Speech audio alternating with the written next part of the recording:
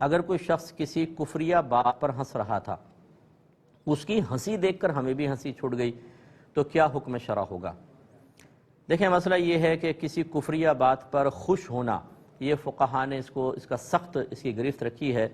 کیونکہ کفریہ بات سن کر تو ایک دم دل جل جانا چاہیے، افسوس ہونا چاہیے، صدمے کے آثار ہمارے چہرے پر نمایاں ہونا چاہیے، کیونکہ ایک کامل مومن کفر سے شدید ترین نفرت کرتا ہے۔ نبی کریم صلی اللہ علیہ وسلم نے ارشاد فرمایا کہ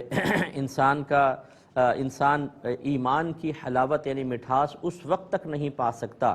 جب تک وہ کفر میں لوٹنے کو اس طرح ہی ناپسند نہ کرے جیسے آگ میں ڈالے جانے کو ناپسند کرتا ہے، یعنی شدید ترین ناپسند کرے گا، تب کہیں جا کے اس کو ایمان کی حلاوت ملے گی۔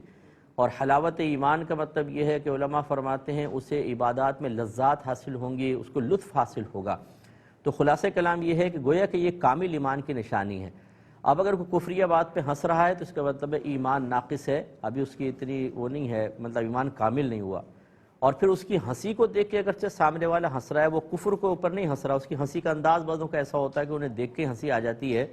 تو جو یہ کفریہ بات پہ ہنس رہا ہے اس کو تو کہیں گے لازم کہ تجدید ایمان، تجدید نکاح کرو۔ اور جو اس کی ہنسی کو دیکھ کے ہنس رہا ہے، بہرحال اس کو تو افسوس ہونا چاہیے تھا، کیونکہ اس کو یہ تو کم از کم پتہ ہے کہ یہ کفریہ بات پر ہنس رہا ہے، تو اس کو صدمہ ہونا چاہیے تھا، لیکن یہ بھی ہنس رہا ہے، اس لیے احتیاطاً اس کے لیے بھی حکم یہ ہوگا کہ آپ تجدید ایمان، تجدید نکاح کریں۔ لیکن اس کے ہنسنے کی کراہت جو پہلے ہنس رہا تھا اس دوسرے والے کی کراہت سے زیادہ ہے، اس کی کم ہے، کیونکہ یہ کفریہ بات پر نہیں، اس کی ہنسی پر ہنس رہا ہے اور وہ کفریہ بات پر ہنس رہا ہے۔ لیکن بہرحال ان چیزوں کو ہنسی مذاق کا ذریعہ نہ بنائیں۔ بعض اوقات مذاق میں انسان ایمان سے محروم ہو جاتا ہے اور شیطان تباہ و برباد کر دیتا ہے۔